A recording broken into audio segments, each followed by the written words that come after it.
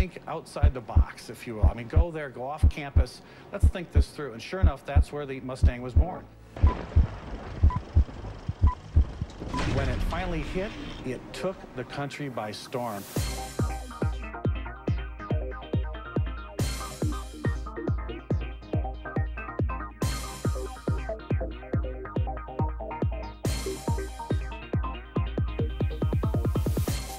Hi everybody, and welcome to another edition of Cars in Context. I'm your host, John Clor. You know, this is the Motor City, and this is the show where we put cars into the context of your everyday life. If you watched us last week, you know we were at the Detroit AutoRama, the quintessential hot rod show in Detroit. Well, guess what, folks?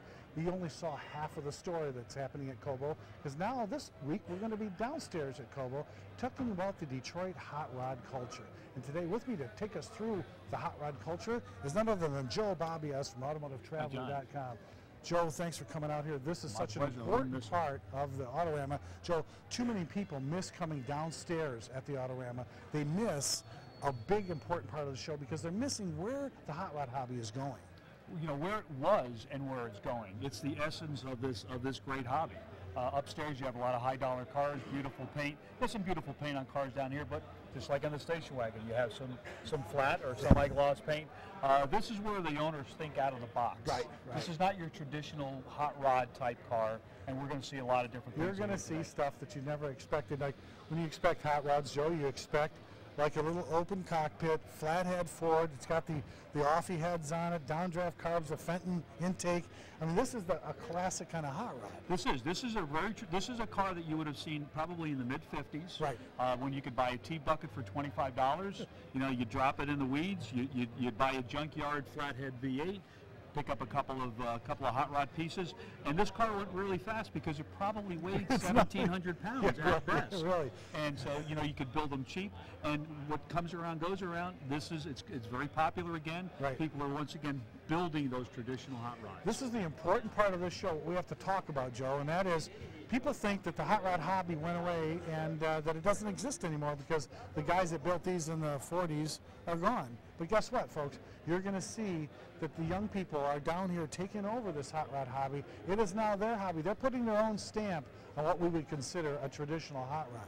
Yeah, you know, it's a really good point, John. You would think, you look at some of these cars and you would think the builders are probably guys in their 60s, yeah, but they're people in their 20s and 30s. Now, there are a bunch of guys in their 60s teaching these guys a little bit about the hobby, but it's really important for us to understand how Detroit got involved in this. You know, when our parents came back from the war, there were a lot of these Model A's, Model T's, where everything was in the backyard, and they could, you know, during the war, they saw these European sports cars, these little two-seaters. They had some money. The war's over. They're happy. They felt like exuberance. They wanted to go places, and they took that, they rolled that thing that was in the back 40. They chopped it. They souped it up, and they wanted to dress it up. They wanted to go fast. And it's really part of our culture in Detroit is making these great cars. You're part of the V8 culture, if you will. Yes. So taking what we have, fixing it up and making it go fast, and taking about what we don't have. Joe, what the heck is this? This is probably the strangest car I've ever seen. It looks like it has an aircraft engine, a V16. Oh my goodness. And if I remember right, it's about 2,700 cubic inches. I mean, this thing would just tear the tires off the back of a car. Yeah, this isn't your typical hot rod where you take an airplane engine and put it in your car. Yeah, and you know, this is an example of what is downstairs. Right. Who would have thunk? Who would think to say, gee, I have an aircraft engine in my garage, let's put it in my car. Hey, bro, I can sell you this engine. What are you going to do with it? Well, I'll stretch the front end of my car and I'll put it in there. It'll fit. We'll make it fit. And that's exactly why we're here downstairs at Cobo Hall during the AutoRama to see Detroit's hot rod culture. Let's go take a stroll and see some of the other really cool vehicles down here. Come on, let's do it. Right. Well, this is exactly what we're talking about, folks, when we talk about the rat rod industry and what the kids would like to do with the old cars that they find. Joe, they don't take them all apart, polish them all up, straighten them all up, and put a $9,000 paint job on them. They do this. Joe, what are we looking at? Well, John, this is an interesting car. It's a 1947 Austin. And it's interesting enough just by itself. It's a pretty rare car. You don't see Austins driving around Grosse Pointe. But I think the coolest part is what's under the hood. The owner put in a 454 big block Chevrolet motor. Yep. You can see that has a dual master cylinder. Looks for like some it came safety. right out of a Chevy pickup. Yep, it's fuel injected, and it has factory air conditioning. So you look at this car thinking, at first blush you would think this car is never going to make it out of the driveway. It's a big block Chevy. It's probably pretty quick. Yeah. And again, we talked in the other show about the cars upstairs. You go to your GM dealer, you buy your crate motor, right? Junkyard motor right here. Looks like junkyard car right here. Yeah, I mean, but it doesn't get any cooler than this. I mean, the patina of the paint, big block Chevy, fun car to drive. And that's exactly what we're talking about when we talk about not a hot rod, but a rat rod, because the idea is it looks kind of ratty, but they love it. The idea that he wouldn't want to clean off the rust. He did paint a 7-point-liter fuel injection on the side as if it were painted 50 years ago on there, and he actually matched the patina of the car. Look at the headlights. These are 1947 but to make it headlights mechanically sound so that he can drive this around, and with air conditioning, and probably front disc brakes more than likely, and has dual master cylinder. Right, I mean, this mechanically, and a sunroof. Go figure. This is the kind of cool stuff. You won't see this upstairs. And I can barely get my shoe. He's got to drop down. Is that cool? Is that cool, Joe? This is the kind of stuff that people don't. This is what's happening to the industry, the railroad, and these kids absolutely love being seen. This sure beats Mom's Honda Accord. That's what makes this hobby great. Somebody had this vision. Yeah. And this is what it winds up being, and it doesn't get any better than this. So I guess when they drive this, they won't be able to say, I'm a Honda guy now. No, you're an Austin guy now. And look at all the money they save on car polish. Let's go check out some more of these beauties. Unbelievable. Well, when you see street rods and hot rods, street machines are also down here. Cars that you wouldn't expect to, they didn't come from the 20s or 30s. These are a couple of Ford Falcons, but just imagine these are cars were kind of disposable compact cars of the 60s. But here, with some matte black paint and some serious racing technology, this guy Joe's got himself one heck of a race car. Yeah, this is great. It's small block Ford, fuel injected. Fuel injected engine, straight front axle, very traditional, straight out of the 50s. Yeah, flip top front end. Looks like he's welded his hood back on there. Makes it easy to work on the car. But you see some late technology. Yeah, tube This frame. is a real safe car. And the good thing is, one of the reasons they do this is you can buy these cars so cheap if you can find one. Right. Because it's not a Mustang convertible. You can probably buy it for $500 and then do what you want with it. And in case you're worried about being seen in a Falcon, you could be seen in a Frontenac. I mean, this is a Falcon. This is a Falcon with a really cool grille.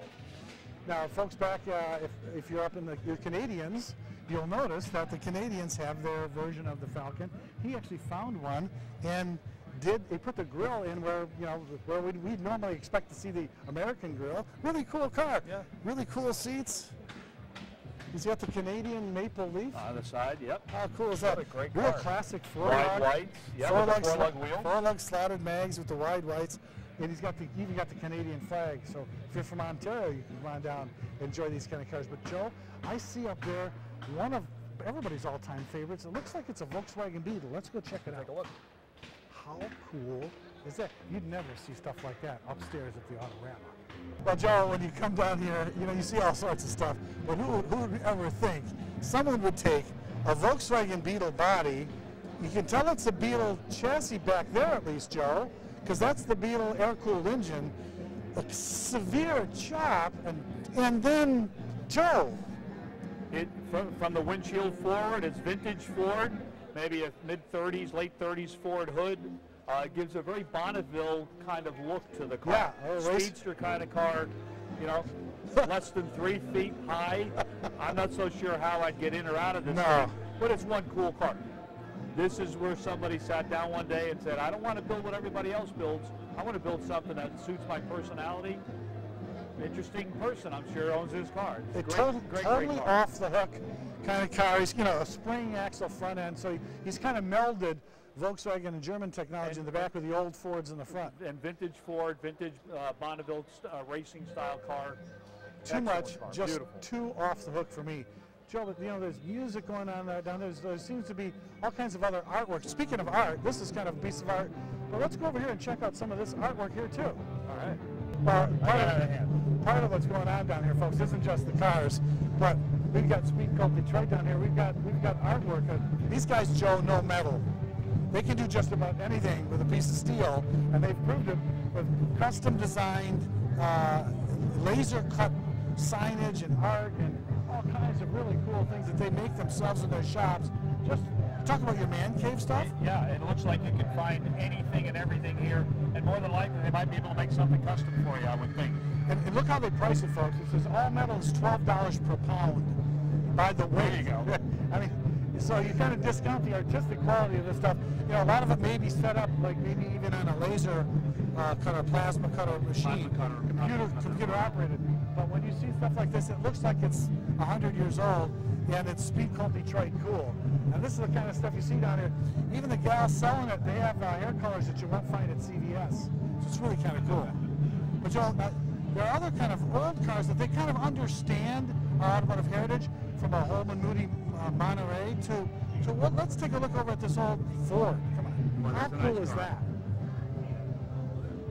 that? When you talk about old Detroit, Joe, you come down here and you see some of the really cool rat rods. You also see some of the really cool old cars that we love, like this family four-door Ford sedan that's got this really cool vintage luggage rack on top with the things we Detroiters love, like drink Verner's ginger ale.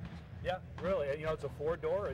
It's the mom and dad car. They took you for ice cream on Sunday in this. You jumped in the back seat. No seat belts, of course. Get in the back seat. Go for your ice cream.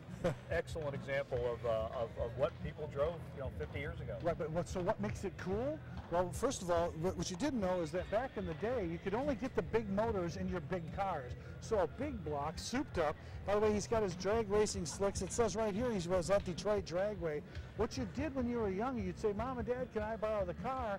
Then when you went to Detroit Dragway, you took the spare out. You had a big block car. You raced it, and then you put it all back together and gave it back to Mom and Dad. They couldn't wonder why. Hopefully not broken. Yeah, that's right. Hopefully not broken. That was drag racing in the early days because we didn't have big blocks in mid-size cars until DeLorean put it in the GTO, and we had pony cars like Coco's Mustang. This was Detroit performance. Big cars, big engines. And if it wasn't raced at the drag strip, it was raced on Woodward Avenue. Absolutely. That's what you Friday night. But when you think about coming downstairs and finding out about the hot rod culture going on in Detroit at the AutoRama, you can't come down here without seeing the quintessential rat rods, and we got a great collection of them right over here. Let's take a look.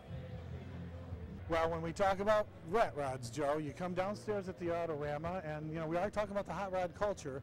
We in our last show upstairs at the AutoRama, we talked about how beautiful street rods are made, the paint, the finishes, the quality, everything was chrome perfect. Now, if they would have entered one of these cars in the show, where would they finish? Dead last. But for down here, this is first place. What are we looking at over here, Joe? These are, as far as I'm concerned, these are perfect. Your garden variety, you have a Model A Ford with a small block Chevy. You have a Model T Ford with a Cadillac engine, fresh out of a junkyard, I'm sure. That's a 60s vintage. Yep. And then here's one where somebody just took a stock flathead. In a 5-window. And it's a 5-window, didn't hot rod the engine. But that's not the correct nose on that car. That looks like it might be out of a truck. Yeah. I'm thinking it might be out of a truck. So these are your typical examples of rat rods, non-traditional hot rods, taking items from a junkyard. Right. Piecing them, welding them together, coming up with your own personal car. And that's the key, not building them traditional. For example, using chains to hold up your rad cover instead of using a traditional L-iron. That's totally different. Putting a different arrow nose on your 5-window coupe, totally different. Not even doing the chrome radiator cover, doing something in just plain old metal. It looks like it's just the way they found it. They bought it, they put it on the car. But it works. Yeah, driving these around is ultra cool for the young, hip rat rod crowd. And that's what kind of makes this so different. When you come down here, first you think, well, this would finish dead last in a traditional show, but guess what, folks? This isn't a traditional show. These aren't traditional cars. These are truly art. Yeah. And John, you'll notice on this car upstairs, you'll have cars where they probably spent $20,000 on the interior. Right. This guy has maybe $10 in it. It's a blanket. You got that blanket at the Walter Trade Center. That's all you need is a nice multicolored blanket, and it does the job. Too cool. Well, we've seen some of the cars. Now let's go check out some of the culture that's going on down here in Detroit's hot rod culture. Follow us. Well, when we talk about culture, car culture, it's not just the cars. Joe, it's the whole idea of motorized mobility. And part of it is motorcycles.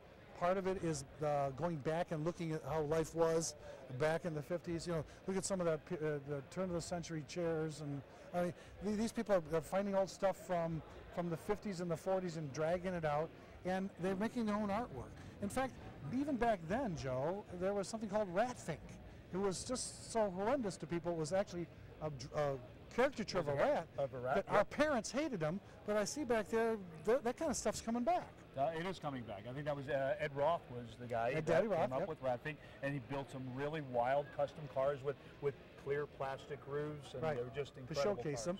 But there's everything from that kind of caricatures, and you look over our heads here, you'll see real artists, guys who are taking the rat rod industry, and these guys are maybe college of design students or artists in college, and they're coming down here and getting inspired by the beauty of the automobile and the auto culture, and making original artwork that you can buy down here at the AutoRama. And they're not just keeping it alive, they're growing that hobby. They're growing. That's a new segment. You know, 10, 15 years ago, you didn't really have much of this. No. This has grown exponentially. But this wasn't and down it's getting here. bigger and bigger by the year. Yeah, and that's, if you look, you'll see most of the people behind the counters there are the artists themselves, young people who've come down and been inspired by our mobility for 100 years in America, and are now trying to live part of that culture and create their own culture, leave their own fingerprint on the automotive hobby. And doing a heck of a job. There's a lot more cool stuff. There's a pinup contest, and it looks like there's an old building from the 50s. Let's go check it out. Okay. I think. You know, part of this automotive culture, you guys think that they've separated themselves from mainstream because their cars are so different, their thoughts are so different, their art is so different. But Joe, part of the automotive scene since day one till today, what sells cars? Women. Women.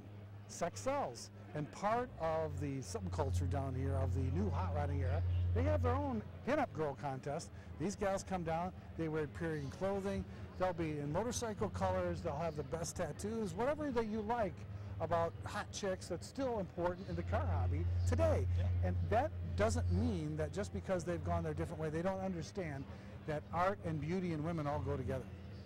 It does. It all mixes together. And you know, this is a key part of it. You know, the pinup girl goes way back. World War II.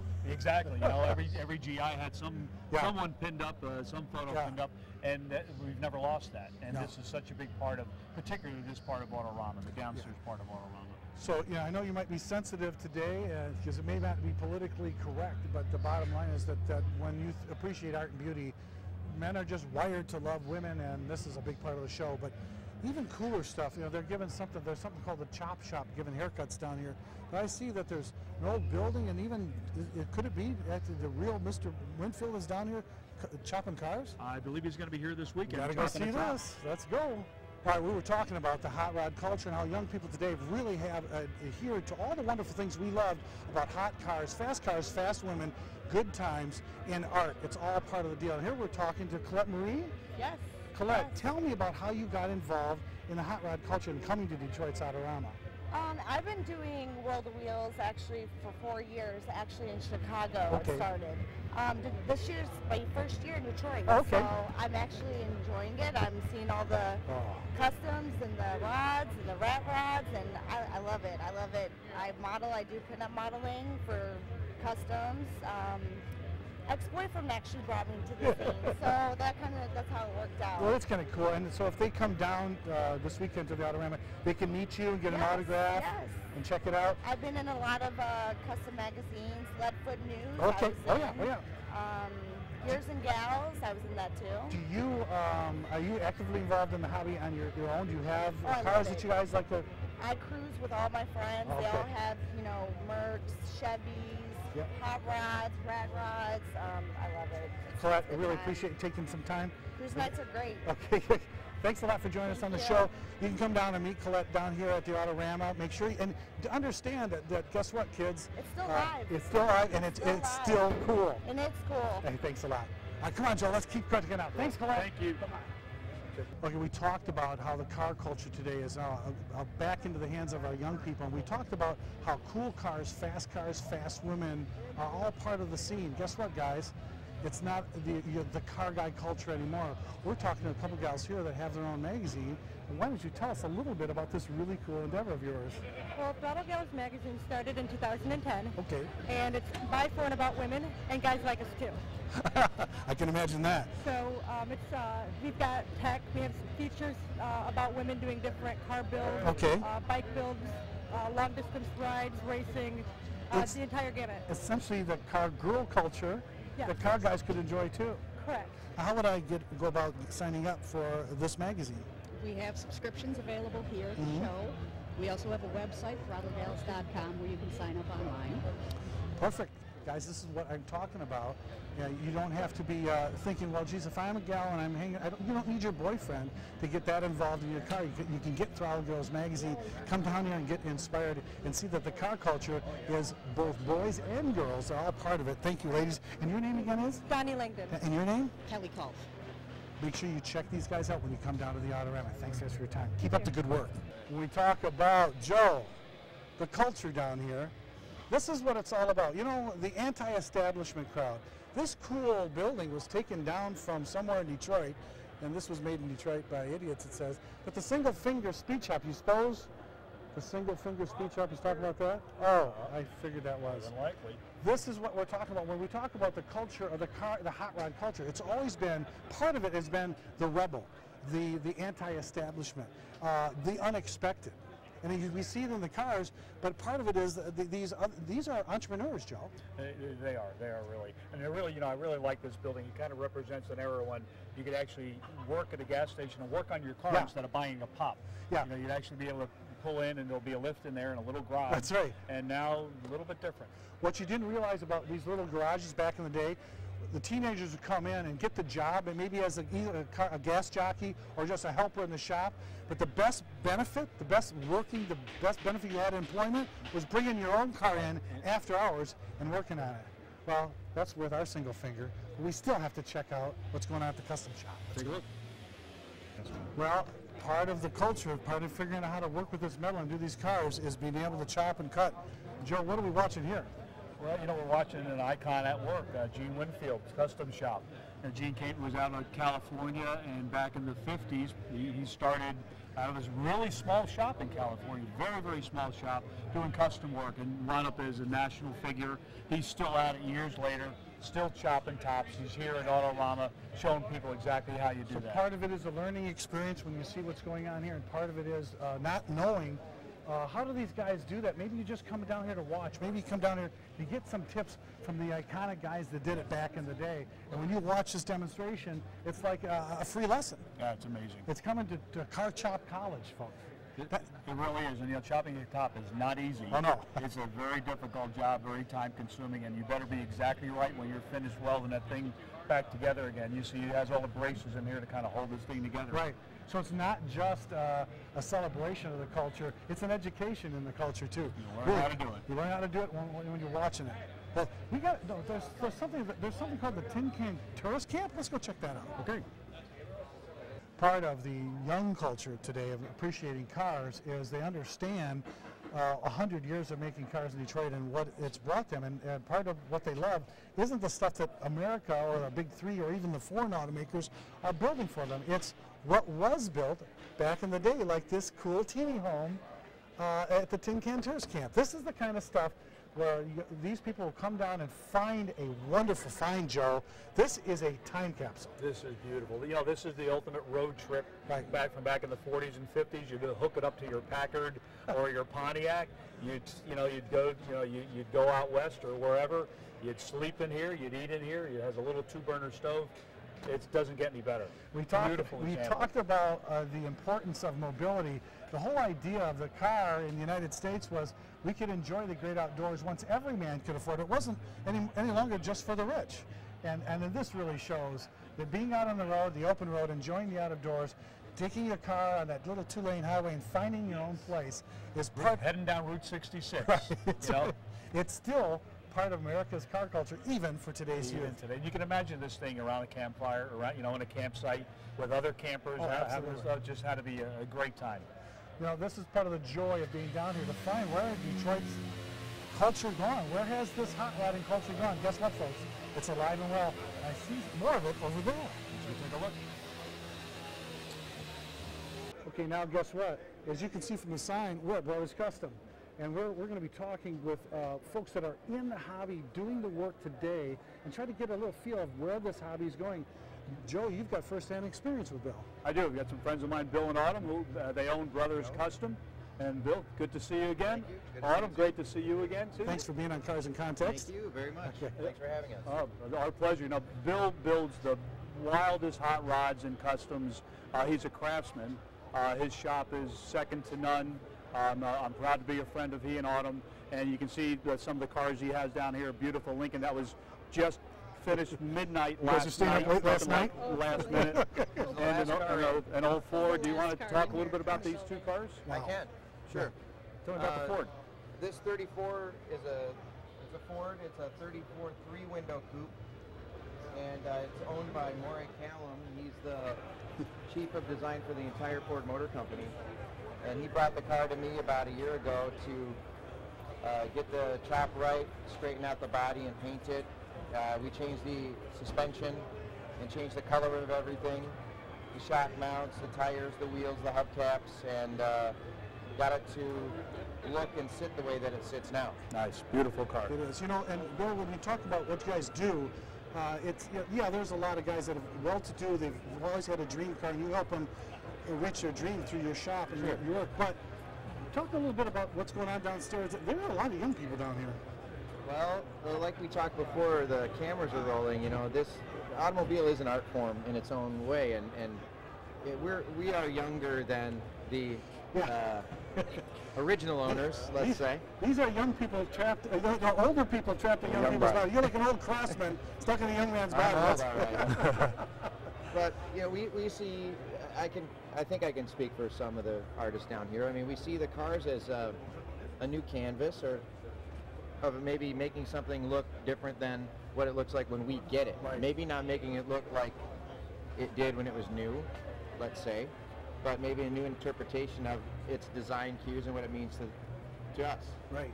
But why are you guys down here rather than upstairs? Well, I'll let Autumn answer that. Oh, come on. We get asked that a lot.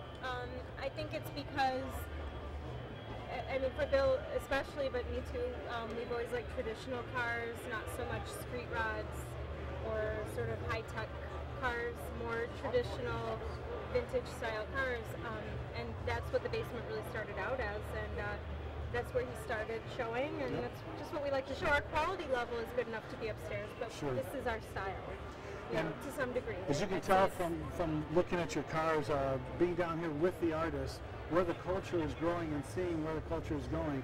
Really great place. Thanks for spending time with us. It is more fun. Thank you. And thank you very much. Thank you very much. We'll take you over here and we're going to talk just for a minute about where this car culture has gone right after this.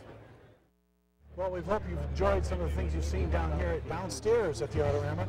Thanks to Joe Babiasz taking on. Joe, thanks for coming. I've had a heck of a good time, John. Thanks so much. I think if we learned anything, Joe, that we've learned that the car culture today is not dead, no matter what you've seen and how. In fact, young people are now at the wheel of our car culture.